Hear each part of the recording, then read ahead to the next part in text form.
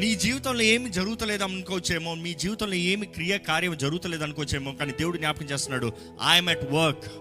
నేను పని చేస్తున్నాను, నేను కార్యాన్ని జరిగిస్తున్నాను. అది ఏదైనా నీ మేలు కొరకే, మన మంచి కొరకే. దేవుడు ఏది జరిగించినా మన మంచి కొరకే. నమ్మేవారు బిగ్గరగా హల్లెలూయా చెప్పండి. ఎంతమంది జీవితంలో దేవుడు మీకు ఇచ్చిన ఉద్దేశము, గమ్యంని ఎరిగి ఉన్నారు? దేవుడు మిమ్మల్ని ఇందుకొరకు రూపించాడో మీరు ఎరిగి ఉన్నారా? ఎంతమంది దేవుడు ఉద్దేశించిన పనులను నేను చేయగలుగుతున్నాను అంటున్నారు?